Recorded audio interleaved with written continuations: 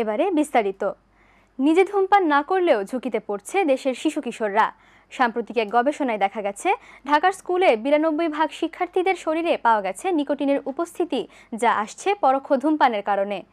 বিশেষজ্ঞরা বলছেন এটি শুধু ভয়াবহ স্বাস্থ্য ঝুঁকি তৈরি করছে না, বরং বাংলাদেশকে পরোক্ষ ধূমপানের ক্ষতির দিক থেকে বিশ্বের অন্যতম উচ্চ ঝুঁকিপূর্ণ দেশে পরিণত করছে।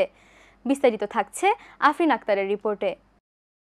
প্রতিদিন রাস্তায় চলাচলের সময় কিংবা বিভিন্ন জনসমাগম স্থলে ধূমপায়ীদের ধোঁয়ার মুখে পড়তে হচ্ছে সাধারণ মানুষকে। সবচেয়ে বেশি ভোগান্তির শিকার হচ্ছে স্কুলগামী শিশুরা। সম্প্রতি আর্ক ফাউন্ডেশন বাংলাদেশ ও যুক্তরাজ্যের ইউনিভার্সিটি অফ ইয়র্কের গবেষণায় উঠে এসেছে ঢাকার 92% শিক্ষার্থীর মুখের লালায় নিকোটিন পাওয়া গেছে। তাদের মধ্যে প্রায় 40% শরীরে নিকোটিনের মাত্রা ছিল আন্তর্জাতিক ঝুঁকির সীমার উপরে। আর 10 জনের মধ্যে অন্তত 3 জন শিশু নিয়মিত ধূমপান প্রভাবিত পরিবেশে থাকছে। আমাদের দেশে কিন্তু আইন আছে যে স্কুলের 100 মিটারের মধ্যে কোনো ধরনের তামাকজাত দ্রব্য বিক্রি করা যাবে না। আমাদের যে পাবলিক ট্রান্সপোর্ট যেগুলো আছে, যেমন বাস স্ট্যান্ড, রেলওয়ে স্ট্যান্ড, এখানেও কিন্তু কোনো ধরনের তামাক বিক্রয় করা সম্পূর্ণভাবে নিষিদ্ধ। তো এই ধরনের যে আইনগুলো আছে আমাদের, সেগুলো আসলে শুধুমাত্র কাগজে কলমে না থেকে এটা সঠিক বাস্তবায়ন করা খুবই প্রয়োজন। আমরা এটাকে যদি বাস্তবায়ন করতে পারি তাহলে কিন্তু আমরা এই শিশুদেরকে রক্ষা করতে পারবো। একই সাথে আমাদের বাসার ভিতরে যেন পরিবারের লোকজন যেন ধূমপান না করে, সেটাকে যদি আমরা নিবারণ করতে চাই তাহলে অবশ্যই আমাদের জনসচেতনতা বৃদ্ধি করতে হবে। শিক্ষার্থীরা বলছে বাসে বা স্কুলে যাওয়া আসার সময় অনেক সময়ই ধূমপানের ধোঁয়ায় শ্বাস নিতে কষ্ট হয়, বুক ভারী হয়ে আসে।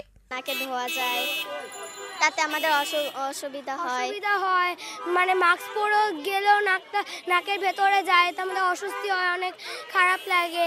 চায়ের দোকানে সামন দিয়ে যাই, তখন আমরা বিরক্ত লাগে, গন্ধ শুনতে। যখন স্কুলে ঢুকি তখন অনেক মানুষ স্মোক করে স্কুলের আশেপাশে, অনেক মেয়েদের অ্যাজমার সমস্যা আছে, তখন সমস্যা হয়।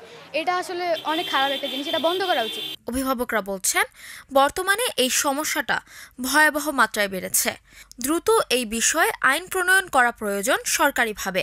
অসুবিধা অবশ্যই হয়, আমাদের বাচ্চাদের অসুবিধা হয়, কারণ আপনি দেখেন এখানে যে আবহাওয়া অবস্থা এখন, যে বায়ু দূষণের পর যদি সিগারেট ধূমপান এগুলো করা হয়, তো এখানে নিঃসন্দেহে আমাদের বাচ্চাদের প্রভাব পড়ে। আমাদের বাচ্চাও এটার ঘৃণা জানায়, তারাও এটা নিন্দা জানায়। বিশেষ করে ছোটো ছোটো চায়ের দোকানগুলা, ওগুলো যদি বন্ধ করা হয় তাহলে আমরা মনে হয় এই ধূমপান থেকে বাঁচতে পারবো। এটা তো খুব কমন একটা প্রবলেম। তার মধ্যে ইদানিং আবার দেখা গিয়েছে অনেক ইয়াং টিনেজার কিছু ছেলেপেলেদের আছে, তাদের স্মোকিংটা ইদানিং আগে থেকে অনেক বেশি বেড়ে গিয়েছে। বিশেষজ্ঞরা বলছেন পরোক্ষ ধূমপান শিশুদের ফুসফুসের কার্যকারিতা কমিয়ে দেয়, দীর্ঘমেয়াদী হাঁপানি, অ্যালার্জি, এমনকি ক্যান্সারের ঝুঁকিও বাড়ায়। প্রত্যক্ষ পরোক্ষ দুইভাবেই ধূমপান স্বাস্থ্যের জন্য ক্ষতিকর। প্রেগন্যান্ট অবস্থায় যদি ফ্যামিলিতে এরকম ধূমপান থেকে থাকে, সেক্ষেত্রে প্রথম যেটা আমরা সবচেয়ে বেশি পাচ্ছি প্রেগন্যান্সি লস। আর যদিও বা এই প্রেগন্যান্সিটা সার্ভাইভ করে, তাহলে আমরা দেখবো যে বাচ্চাগুলো হয় কম ওজনের হচ্ছে, কিংবা স্বাভাবিক হচ্ছে না, কিংবা কোনো জন্মগত ত্রুটি থাকতেছে, অথবা বাচ্চাটা যেটা হচ্ছে তার ব্রেনের গ্রোথটা হচ্ছে না। আর 2 নাম্বার, যে বাচ্চাগুলো হয়ে গিয়েছে আসলে দেখা যায় এই ফ্যামিলিতে যদি কোনো স্মোকার থেকে থাকে, চেইন স্মোকার, যে এই বাচ্চাগুলোর ঘন ঘন হচ্ছে ফুসফুসের সমস্যা হয়। সেক্ষেত্রে আমরা বলতে পারি ব্রঙ্কিওলাইটিসটা 1 নম্বরে, কারণ ব্রঙ্কিওলাইটিসের ক্ষেত্রে এই যে ধোঁয়া জিনিসটা বা নিকোটিনটা একটা খুব বড় রিস্ক ফ্যাক্টর হিসেবে কাজ করে। তো আমরা দেখা যাবে এই বাচ্চাগুলো ঘন ঘন কাশি কখনো ভালো হতেই চায় না, পরবর্তীতে দেখা যায় এই ব্রঙ্কিওলাইটিসটা আস্তে আস্তে বড় হতে হতে অ্যাজমায় রূপান্তরিত হয়, এবং এই বাচ্চাগুলোর একটা ফ্রিকুয়েন্ট অ্যাডমিশন লাগে। বাংলাদেশে বর্তমানে প্রায় 35% প্রাপ্তবয়স্ক মানুষ ধূমপান বা তামাক ব্যবহার করে। গবেষকরা বলছেন এ প্রবণতা না কমালে ভবিষ্যৎ প্রজন্মের উপর এর ভয়াবহ প্রভাব পড়বে। ঢাকার স্কুলের শিক্ষার্থীদের শরীরে নিকোটিনের উপস্থিতি শুধু একটি গবেষণা নয়, বরং সতর্কবার্তা। শিশুদের সুস্থ জীবন নিশ্চিত করতে ধূমপানমুক্ত পরিবেশ গড়ে তোলা এখন সময়ের দাবি। আফরিন আক্তার, আমরা করব জয়, এটিএন বাংলা, ঢাকা। আগামী 12 অক্টোবর থেকে